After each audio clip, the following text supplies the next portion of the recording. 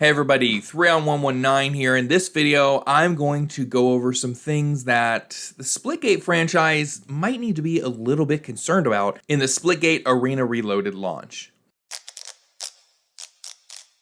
So there are specific concerns that I have only regarding the maps as it relates to the player base.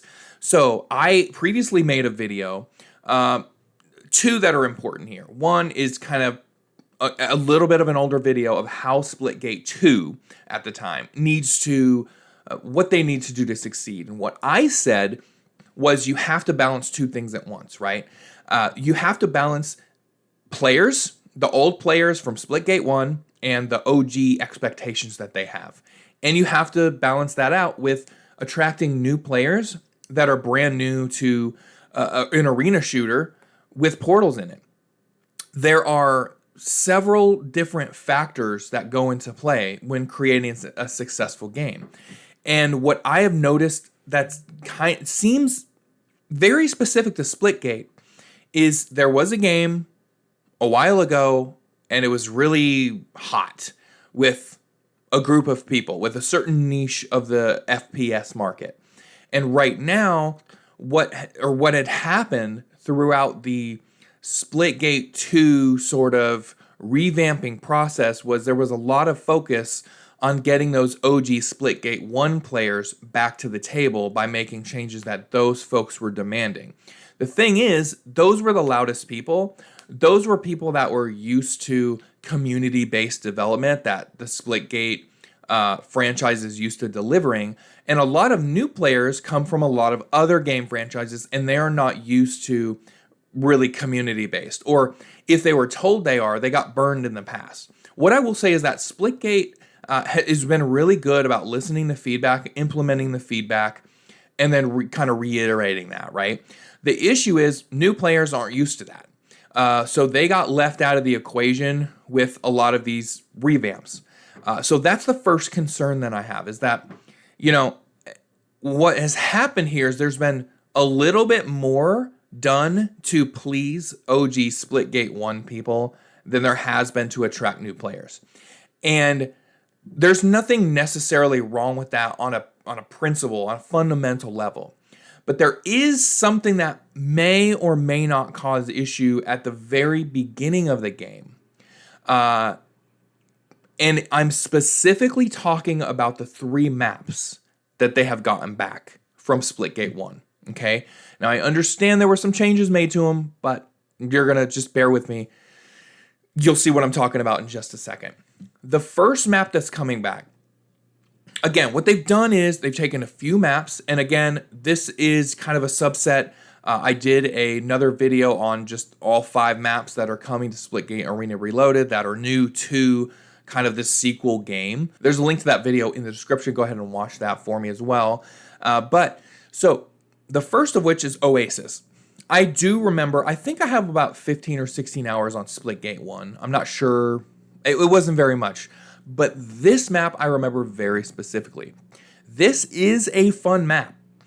But the concern that I share are for all 3 of these maps. So these are ones that we took back from Splitgate 1. Oasis, Abyss, and Carmen Station, which I believe used to have a different name.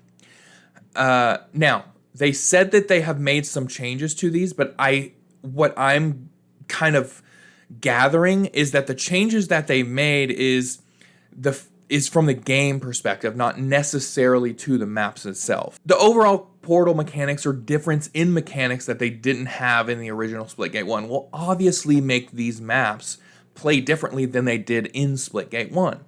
However, the concern that I have with all 3 of these maps, some more than others, is that what you're going to have at relaunch, to some it will be a relaunch, and to some it will just be a launch. You need new players in order to make a great game. With bringing back 3 maps from a different game where a lot of people have hundreds or thousands of hours on, these people will be playing alongside brand new players, which means it's kind of unique in the sense that we will have a game launching and we have the majority of the players that will be very familiar with these maps, and the vast minority of these players that aren't familiar with these maps because they are new. At the very least, they were new to Splitgate 2, and they're coming back for Splitgate Arena Reloaded.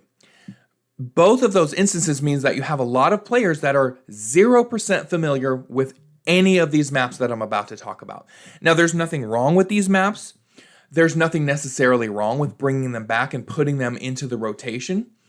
But I think that, I hope that there's some way, whether through really good matchmaking code or through restricting certain maps for brand new players or keeping it in mind, there needs to be some way where you as a new player don't come in and are constantly matched up against people that have 800 hours plus on this map or something crazy like that. It is not a pleasant experience. I experienced this and it brings me to the next map, Abyss. I played Abyss, and I think I've played it a couple times, right, in Splitgate 1. I don't remember. Unlike a lot of the people that were cared enough about the game to play in the playtests, I wasn't familiar with this map. So what I saw was, such a huge skill gap between myself and the other people that were participating in the playtest on Abyss specifically, because these people knew this map like the back of their hand. And I had no opportunity to know this map like the back of my hand. Because one way that it's very obvious across, that you see a theme, something that I bring up, a lot of my videos on my channel are based on going into custom by yourself and being able to play around with the map. You couldn't do this on the playtest. And usually when you go to a relaunch or a brand new game, you want to get in the action and kind of see what it's like. And not many people that are new to a game are going to want to go into a brand new game and be like, all right, this is really cool. Let me go into custom by myself and get familiar with the maps. Not too many people are going to do something like that. They're going to jump right in the action. They're going to jump right in with a lot of people that have hundreds of hours on this map over them. It's going to seem really unfair. The problem with this is, even if this makes all of the Splitgate 1 OG people, every single one of them, come back and stay, you have a big problem. You can't get new players now, because your entire player base of this brand new game, by the way, have no chance with these people, right? And again, I don't know what your matchmaking is going to be like, but I think that this should be something you think about.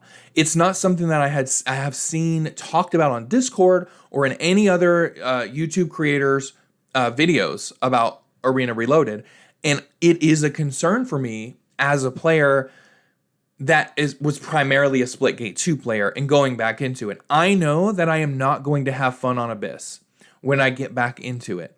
So I'm going to have to spend hours in a custom by myself or with bots, chasing bots around or going around in portals to get familiar with it.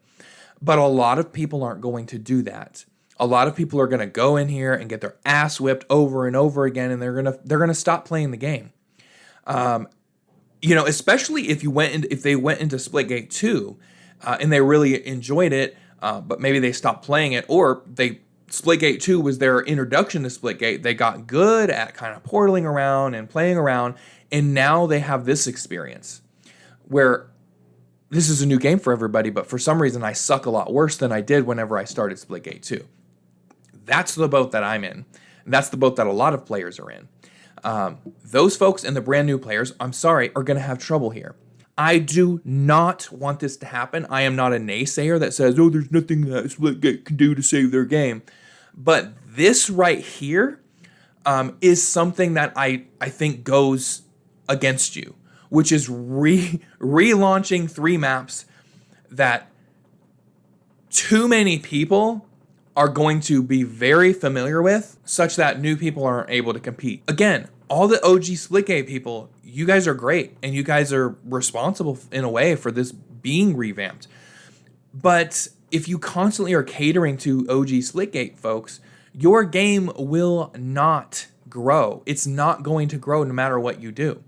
And then the longer this goes on, the more skilled everyone will become at this game and these two maps here. And so obviously every now and then you get a couple new players that come and try to play the game, The longer it goes on, the more your growth will be stifled. This releasing 3 old maps, I'm very concerned about it. I hope somebody addresses it. That being said, thank you so much for watching the video. Please leave a comment, maybe some feedback on this. Give me your thoughts because I'm personally concerned about it, but I'm coming at this from a positive point of view. I'm going to go in and I already have the thing downloaded. I'm going to go in and maybe I'll play a couple rounds here and there, but then I'm going into custom, I'm putting my head down and I'm getting to work on learning these maps, and I'm going to make sure that it's fun for me after a month or so, right? A lot of people aren't going to do that.